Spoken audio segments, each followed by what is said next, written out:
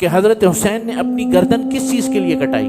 حکومت کا تو معاملہ طے ہو گیا تھا. حضرت حسن رضی اللہ تعالیٰ عنہ نے اپنی زندگی میں حضرت امیر معاویہ کے حق میں دستبرداری کر دی تھی یا نہیں کی تھی؟ اس کے بعد 20 سال، کتنے 20 سال کوئی تاریخ کا کوئی ورق، کوئی جملہ ثابت کر دے کہ ان دونوں حضرات نے کبھی بھی حکومت سے اختلاف کیا ہو. جب دے دیا تو دے دیا. دستبرداری کے بعد حضرت حسین کا جو سب سے بڑا اعتراض تھا وہ یہ تھا کہ حکومت نہیں چاہیے ہمیں، لیکن حکومت کے جو اجرا کا طریقہ کار ہے، حکومت کا نظام جو ہے وہ اللہ کے نبی کے نظام سے ہٹ چکا ہے، اور یہ بات ہمارے لیے ناقابل برداشت ہے. یزید کے ساتھ اختلاف اس بات پہ تھا، حکومت کا کوئی اختلاف نہیں تھا.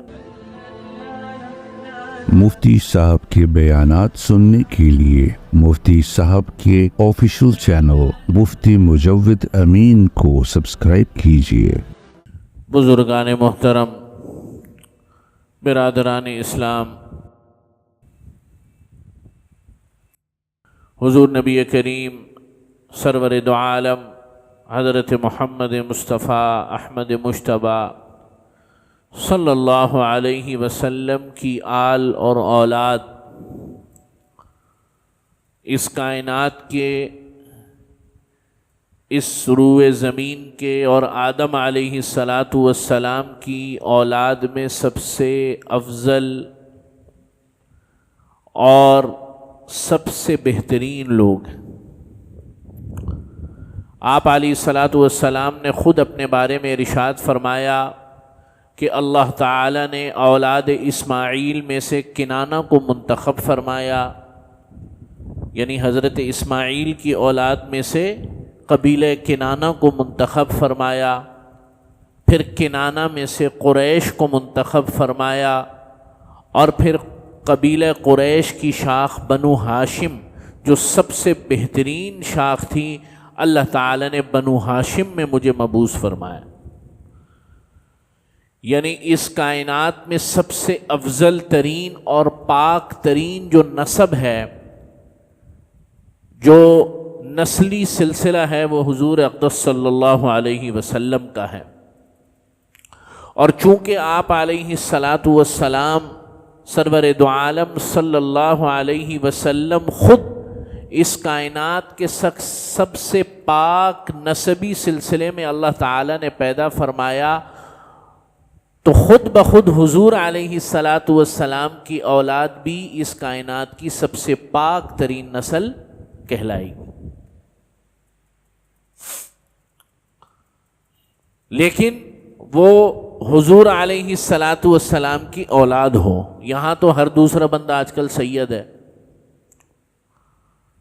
یہ پتہ نہیں کہاں سے ہمارے یہاں جو ہے نا، لیکن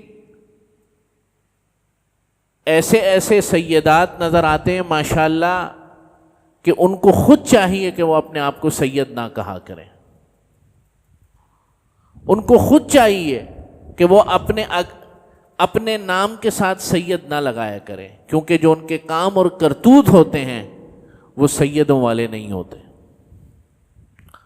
اور وہ سید، وہ محرم الحرام کے کچھ حصوں میں وہ اپنے آپ کو سید کہلاتے ہیں، اور پھر جو ہے بقیہ سال ان کی ساری جو سیادت ہے وہ ختم ہو جاتی ہے. آپ علیہ السلام کی نسل مبارک پر اگر، ویسے تو یہ خود کبیرہ گناہ ہے کہ ایک شخص اپنی نسل کا غلط انتخاب جان بوجھ کر کرے، یہ خود گناہ کبیرہ ہے. یہ بالکل ایسے ہی ہے کہ میں اپنے باپ کو کیا کروں، باپ کو باپ نہ مانوں. بھئی نسل کا انکار کرنا یہی ہوتا ہے نا. تو آپ علیہ السلام کی نسل مبارک، حضور کی آل اولاد اس کائنات کی سب سے پاک ترین اولاد ہے، اس کائنات کے سب سے افضل ترین لوگ ہیں. لیکن قرآن مجید کا جو اصول ہے وہ اب بھی اپنی جگہ برقرار رہے گا کہ ہم نے تمہیں قبیلوں میں اور مختلف شاخوں میں تقسیم کیا، لیکن ان اکرمکم عند اللہ اتقاکم، لیکن ہمارے نزدیک سب سے مکرم جو ہوگا وہ تم میں سے تقوی والا ہوگا. چنانچہ اگر کوئی اصلی حسبی نسبی سید ہے بھی اور اس کے اعمال جو ہے وہ تقوی والے نہیں ہیں اور وہ اللہ تعالیٰ کے احکامات کو توڑتا ہے اور وہ ضروریات دین کا انکار کرتا ہے، تو وہ اگرچہ حسبی اور نسبی طور پر سید ہو بھی، لیکن اللہ رب العزت کے اصول میں تقوی والا نہیں ہے۔ بہرحال یہ بات بتانی ضروری تھی۔ تو حضور علیہ الصلاۃ والسلام کی اولاد مطہر یہ ایسی عظیم و شان اولاد ہے کہ ہر نماز کے اندر اللہم صلی علی محمد وعلی آل محمد ہم درود و سلام بھیجتے ہیں آپ علیہ الصلاۃ والسلام پر بھی، اور دعا بھیجتے ہیں حضور کی اولاد پر بھی۔ اور یہ مہینہ محرم الحرام کا نواسہ رسول حضرت سیدنا حسین رضی اللہ تعالی عنہ کی شہادت کے اعتبار سے بھی معنون ہے، اور یہ عظیم و یہ جان کا حادثہ اور یہ اسلامی تاریخ کا ایک انتہائی دردناک حادثہ 10 محرم الحرام کو پیش آیا۔ اور ہمارے لیے اس حادثے سے سیکھنے کی کیا چیزیں ہیں؟ حضرت حسین کی اور سادات کی اور صحیح سید ہونے کی، اولاد رسول ہونے کی نشانیاں کیا ہیں، اور جناب نبی کریم صلی اللہ علیہ وسلم کے سید ہونے کا تقاضا کیا ہے، انشاءاللہ تعالی آج کی نشست میں کچھ باتیں عرض کرنے کی کوشش کروں۔ تو حضرت حسین رضی اللہ تعالی عنہ آپ علیہ الصلاۃ والسلام کے نواسے ہیں، 4 ہجری میں پیدا ہوئے، اور حضرت حسن بڑے تھے، حضرت حسین چھوٹے تھے۔ حضرت حسن کیا تھے؟ بڑے کون تھے؟ حضرت حسن 1 سال کا وقفہ تھا۔ نبی کریم صلی اللہ علیہ وسلم جس سال پیدا ہوئے وہ مبارک ہستی ہیں کہ آپ علیہ الصلاۃ والسلام نے اپنے منہ سے جو ہے تحنیک فرمائی، اور کھجور کا ٹکڑا لے کر سب سے پہلی غذا جو حضرت سیدنا حسین اور حضرت دونوں کے ہاں، ان کی بھی پیدائش پر اور حضرت حسین کی بھی پیدائش پر جو پہلی چیز کانوں میں گونجی وہ اللہ کے نبی صلی اللہ علیہ وسلم کی اذان تھی، اور جو پہلی چیز منہ میں گئی وہ حضور علیہ الصلاۃ والسلام کی تحنیک تھی۔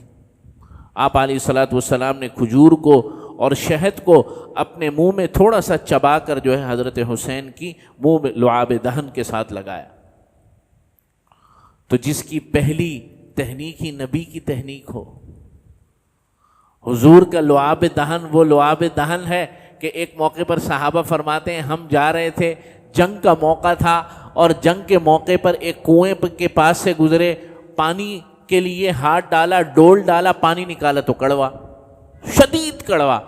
صحابہ پریشان ہو گئے، یا رسول اللہ اتنی گرمی ہے، اس قدر جو ہے گرمی ہے اور پانی بالکل ختم ہو گیا ہے، نہ جانوروں کے لیے ہے نہ خود کے لیے پانی ہے۔ آپ علیہ الصلاۃ والسلام تشریف لائے، اپنے لعاب دہن کو اس کنویں میں ڈالا، سارا پانی میٹھا ہو گیا۔ صحابہ نے تو وہ کہ ایک لعاب دہن سے کنویں کا پانی میٹھا ہو جائے، اور کسی شخصیت کی ذات اقدس میں پہلی چیز ہی اللہ کے نبی کا لعاب دہن جائے، تو کیا ہی بات ہے، اس کی فضیلت کے کیا ہی کہنے ہیں۔ یہ فضیلت اس کائنات میں ان 2 شخصیات کے علاوہ، میرا خیال یہ ہے کہ بعض صحابہ اپنے بچوں کو لاتے تھے، حضور تحنیک فرماتے تھے، لیکن حضرت حسن اور حسین پھر اولاد کا بھی رشتہ اور پھر تحنیک کا ہونا، یہ ڈبل جو ہے فضیلت کا باعث بن جاتا ہے۔ آپ علیہ الصلاۃ والسلام نے تحنیک فرمائی، اذان دی، اور حضرت حسین جو ہے وہ نبی کریم صلی اللہ علیہ وسلم کی پرورش میں 7 سال کی عمر تھی حضرت حسین کی جب آپ علیہ الصلاۃ والسلام کا ارتحال ہوا، وصال ہوا۔ کتنی عمر تھی؟ 7 سال۔ ایک موقع پر روایات میں آتا ہے، آپ علیہ الصلاۃ والسلام، ایک صحابی غالباً حضرت جابر رضی اللہ تعالیٰ عنہ فرماتے ہیں کہ میں حضور کے پاس کسی کام سے گیا تو آپ صلی اللہ علیہ وسلم نے چادر لپیٹی ہوئی تھی، اندر جو ہے وہ کچھ ہل جل ہو رہی تھی، تو میں نے حضور سے بات چیت کی، میں نے اپنا کام دریافت کیا، کام مکمل ہو گیا، پھر میں نے مجھے تجسس اتنا تھا کہ میں نے پوچھ ہی لیا یا رسول اللہ یہ چادر میں کچھ ہے، پتہ نہیں کیا ہے۔ آپ صلی اللہ علیہ وسلم نے چادر کو کھولا تو اس وقت دونوں بچے چھوٹے تھے، گود میں تھے، ایک گود کے اندر حضرت حسن تھے، دوسری گود کے اندر حضرت حسین تھے، جس کو نبی کا سینے سے لپٹایا ہو، اللہ کے نبی نے اپنے سینے سے لپٹایا ہو۔ ایک موقع پر جا رہے تھے، ایک کندھے پر حضرت حسین تھے اور ایک کندھے پر حضرت حسن تھے۔ بازار میں آپ علیہ الصلاۃ والسلام جا رہے تھے، دونوں شہزادے کندھوں پر تھے، تو حضرت ابو بکر کا وہاں سے گزر ہوا۔ حضرت ابو بکر رضی اللہ تعالیٰ عنہ نے دیکھا، فرمایا کہ واہ کیا سواری ہے بھائی، کیا ہے، نعم المرکب رکبت یا غلام، اے لڑکوں کیا تم لوگوں نے سواری پائی ہے، اس کائنات میں اس سے حسین سواری تو ہو ہی نہیں سکتی۔ آپ علیہ الصلاۃ والسلام نے فرمایا ابو بکر سوار بھی بڑا زبردست، کہ تو سواری کے بارے میں ابو بکر تم کہتے ہو، میرے یہ دونوں سوار بھی بڑے اچھے ہیں۔ آپ علیہ الصلاۃ والسلام بے چین ہو جایا کرتے تھے جب تک حضرت حسن اور حضرت حسین سے پیدائش کے بعد جب پیدا ہو گئے ملاقات نہیں ہوتی تھی۔ اس دن ایک دن آپ علیہ الصلاۃ والسلام حضرت فاطمہ کے گھر تشریف لے گئے، دیکھا کہ دونوں بچے چارپائی پر لیٹے ہوئے ہیں اور اس انداز سے لیٹے ہوئے ہیں کہ گویا یہ کہ بالکل آخری سانسیں ہیں۔ آپ علیہ الصلاۃ والسلام پریشان ہو گئے، فرمایا کیا ہوا؟ فاطمہ فرمایا ابھی کھیل رہے تھے، تھوڑی دیر پہلے ابھی کھیل رہے تھے اور بھاگ دوڑ کر رہے تھے اور اچانک جو ہے بستر پر لیٹ گئے۔ فرمایا نظر لگ گئی ہے میرے بچوں کو، اور فوراً جو ہے معوذتین کا تو نہیں، بسم اللہ الذی لا یضر مع اسمہ شیء فی الارض ولا فی السماء وہو السمیع العلیم، ان آیات کا ورد کیا اور کچھ اور آیتوں کا ورد کیا، اور آپ علیہ الصلاۃ والسلام نے فوراً اپنے بچوں پر پھونکا اور وہ پھر پہلے جیسے ہو گئے۔ تو اس حدیث سے یہ بھی پتہ چلتا ہے النظر حق، نظر کا لگ جانا کیا ہے، حق ہے۔ کسی کی کوئی اچھی چیز کو دیکھو تو ماشاء اللہ لا قوت الا باللہ کہا کرو۔ تو آپ علیہ الصلاۃ والسلام کا ایسا قرب دونوں شہزادوں کو نصیب ہوا۔ آپ صلی اللہ علیہ وسلم فرماتے تھے ہما ریحانتای فی الدنیا، یہ دونوں میرے پھول ہیں اس دنیا کے اندر۔ ایک جگہ فرمایا سیدا شباب اہل الجنہ، یہ دونوں میرے بچے جو ہیں یہ جنتیوں کے سردار ہیں۔ آپ صلی اللہ علیہ وسلم جمعے کے دن ایسے ہی تشریف فرما تھے ممبر پر، تو دیکھا کہ دونوں لڑکتے ہوئے اپنے گھروں سے نکلے۔ یہ بچے گھٹنوں کے بل چلتے ہیں نا، تو ایسے ایسے ہوتے ہوتے مسجد کے اندر آ گئے۔ آپ علیہ الصلاۃ والسلام ممبر سے اٹھے گئے اور دونوں کو جو ہے اٹھا کر اپنی گود میں لے کر آئے اور یہاں بٹھایا۔ پھر آپ علیہ الصلاۃ والسلام نے آیت کی تلاوت کی، انما اموالکم و اولادکم فتنہ، بے شک تمہارا مال اور تمہاری اولاد تمہارے لیے کیا ہے، فتنہ۔ فتنے سے مراد وہ والا فتنہ نہیں، فتنے سے مراد آزمائش ہے۔ حضور فرماتے ہیں کہ میرے جیسا شخص بھی اپنی اولاد کی محبت کو دیکھ کر جب وہ آ رہے تھے میں رہ نہیں سکا۔ یہ آزمائش ہے، یہ اولاد ہے، اولاد تو اولاد ہوتی۔ ایک موقع پر نا نبی کریم صلی اللہ علیہ وسلم حضرت حسین کا بوسہ لے رہے تھے، تو ایک صحابی نے دیکھا، مجھے اس وقت نام یاد نہیں، عربوں کے یہاں بچوں کو پیار کرنا اس وقت کے معاشرے میں بڑا معیوب سمجھتے تھے لوگ۔ ہمارے یہاں بھی آج کے بعض قبائل کے اندر اور قبائلی نظام کے اندر بچوں کو پیار کرنا، والدین کے سامنے یا بیوی سے بات کر لینا بڑا معیوب سمجھا جاتا ہے۔ اور مزے کی بات یہ کہ معیوب تو سمجھا جاتا ہی ہے، اس کو شریعت سمجھا جاتا ہے، یہ اور زیادہ خرابی کی بات ہے۔ چلو اپنی رسم و رواج اگر ہو تو ایک الگ بات ہے، لیکن شریعت کا یہ حکم نہیں ہے۔ شریعت ایسی ظالم شریعت نہیں، سنگ دل شریعت نہیں ہے۔ تو آپ علیہ الصلاۃ والسلام نے حضرت حسین کا بوسہ لیا، تو ایک صحابی نے فرمایا یا رسول اللہ آپ بھی بچوں کا بوسہ لیتے ہیں؟ یعنی ایک طریقے سے انہوں نے عجیب سمجھا کہ بچوں کا پیار کرنا وہ بھی سب کے سامنے، یہ بڑی عجیب سی بات ہے۔ اس وقت عربوں کے معاشرے میں ایسا تھا یا شروع میں تھا، اور حضور علیہ الصلاۃ والسلام کچھ اپنے اعمال جان بوجھ کر رسم و رواج کو ختم کرنے کے لیے فرمایا کرتے تھے۔ تو حضور علیہ الصلاۃ والسلام نے جواب دیا کہ اگر اللہ نے تیرے دل سے رحم نکال دیا بچوں کے لیے تو میرے دل سے اللہ نے رحم نہیں نکالا۔ سمجھ رہے بات؟ تو آپ علیہ الصلاۃ والسلام کا ایسا عظیم قرب نصیب ہوا، اور پھر حضور علیہ الصلاۃ والسلام کی یہ اولاد حضور علیہ الصلاۃ والسلام کے جانے کے بعد بھی صحابہ نے جس طرح ان اولاد کی قدر فرمائی، وہ بھی ایک عجیب منظر ہے، ایک عجیب داستان۔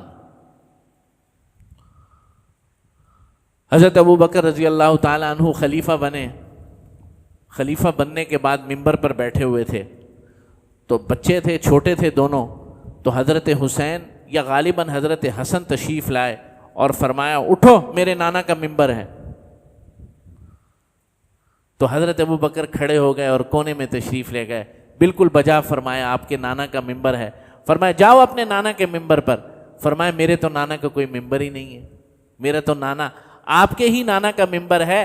پھر حضرت ابو بکر رضی اللہ، ساتھ میں حضرت علی بھی تھے، حضرت علی نے ایسے کر کے نا جیسے بچوں کو روکتے ہیں، یہ کیا کہہ رہے ہو، ایسے نہیں بات کرتے، تو حضرت علی رضی اللہ تعالیٰ عنہ نے ایسے کہا، تو حضرت ابو بکر رضی اللہ تعالیٰ عنہ نے فرمایا میرے بیٹے کہ یہ ممبر آپ کے نانا کا ہے، ابو بکر بھی تو آپ کے نانا کا ہی ہے۔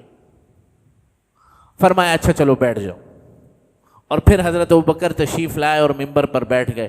یہ ادب تھا کہ خلیفہ وقت ممبر پر بیٹھا ہوا ہے، خلیفہ وقت مسلمانوں کا خلیفہ، وہ بھی خلیفہ راشد، وہ بھی اس کائنات کے اندر نبی کریم صلی اللہ علیہ وسلم کے بعد سب سے افضل ترین شخصیت، وہ ممبر پر بیٹھی ہے، 7 سال کا بچہ آیا۔ یہ کیا ادب کیا ہے اہل بیت کا، جو ادب صحابہ نے کیا ہے میں اور آپ تو تصور بھی نہیں کر سکتے۔ حضرت عمر رضی اللہ تعالیٰ عنہ ایک دن مشاورت فرما رہے تھے، خلیفہ بن گئے تھے، خلیفہ بن گئے تھے، اپنے گھر کے اب بچے بڑے ہو چکے تھے، جوان ہو چکے تھے،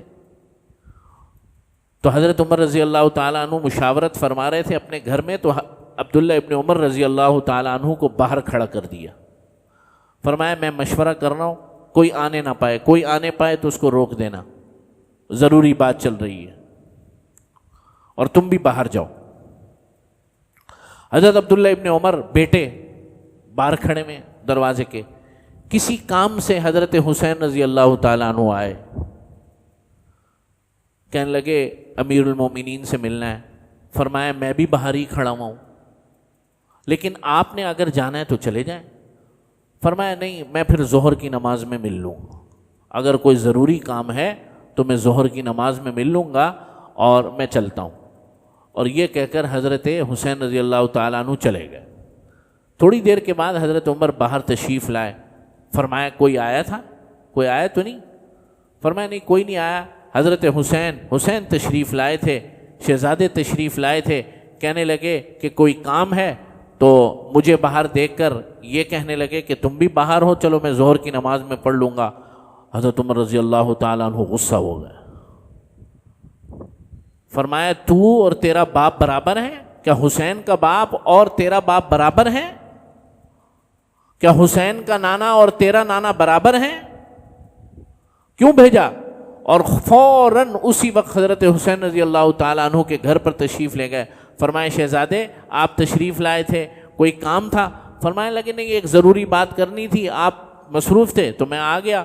فرمایا آپ کے لیے کوئی قانون نہیں ہے، جب مرضی چاہیں میرے پاس تشریف لایا کریں۔ پھر عجیب جملہ ارشاد فرمایا، کہنے لگے کہ حسین آج عمر اس ملت اسلامیہ کا خلیفہ ہے، یہ سب کچھ، یہ سارا جاہ و جلال، یہ منصب، یہ خلافت، یہ طاقت، یہ سب کچھ تیرے نانا کا صدقہ ہے، تیرے نانا کی بدولت ہے آج، ورنہ عمر تو آج بھی کسی دیہات کے اندر ریگستان میں بکریاں چرا رہا ہوتا۔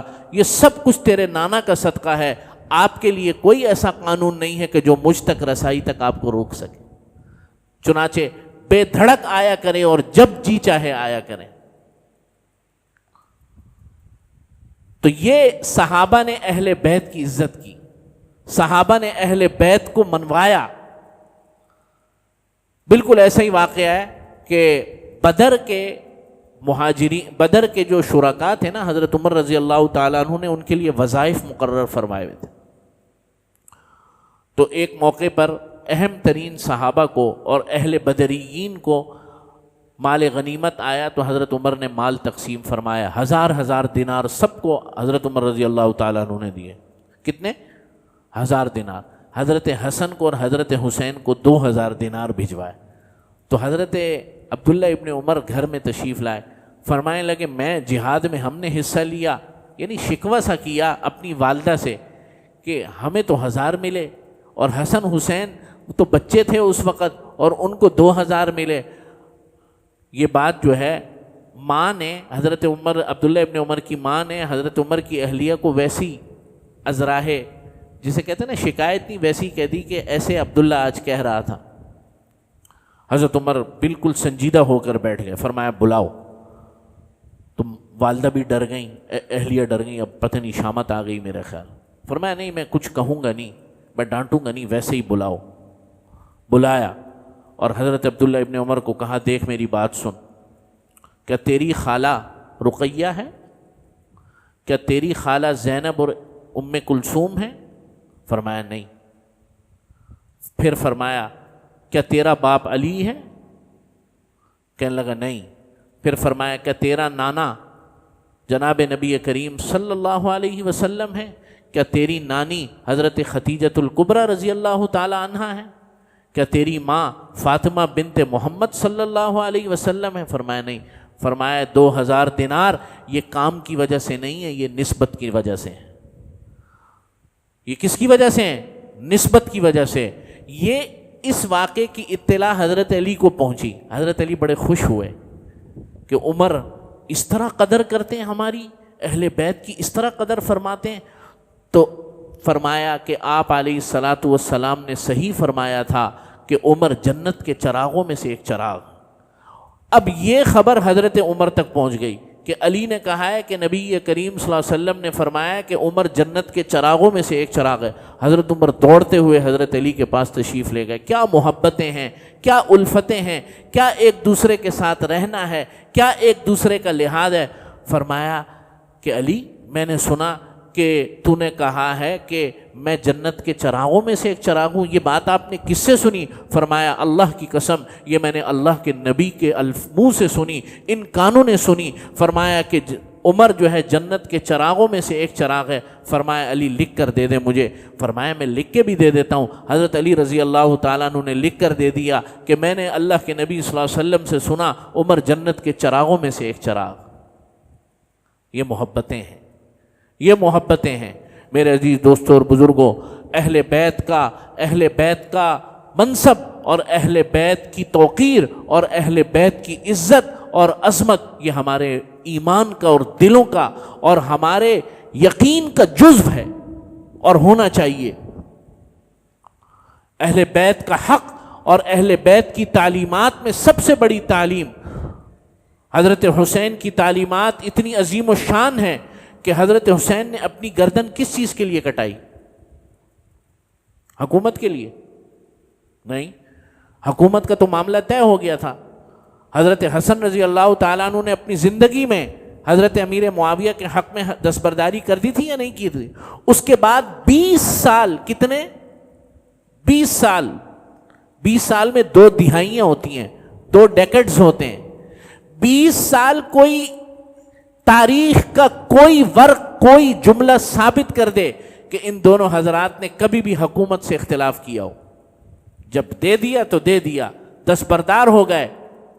دستبرداری کے بعد حضرت حسین کا جو سب سے بڑا اعتراض تھا وہ یہ تھا کہ حکومت نہیں چاہیے ہمیں، ہم تو حکومت کو لات مارتے ہیں، لیکن حکومت کے جو اجرا کا طریقہ کار ہے، حکومت کی بنیاد جو ہے، حکومت کا نظام جو ہے وہ اللہ کے نبی کے نظام سے ہٹ چکا ہے، اور یہ بات ہمارے لیے ناقابل برداشت ہے۔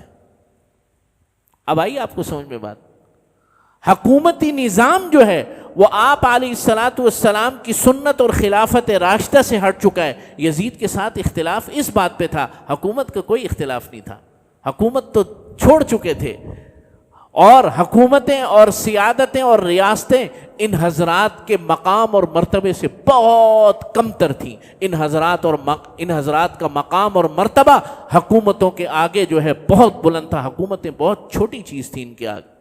اللہ سے دعا ہے اللہ تعالی ہم سب کو توفیق عمل نصیب فرمائے. وآخر دعوانا الحمدللہ.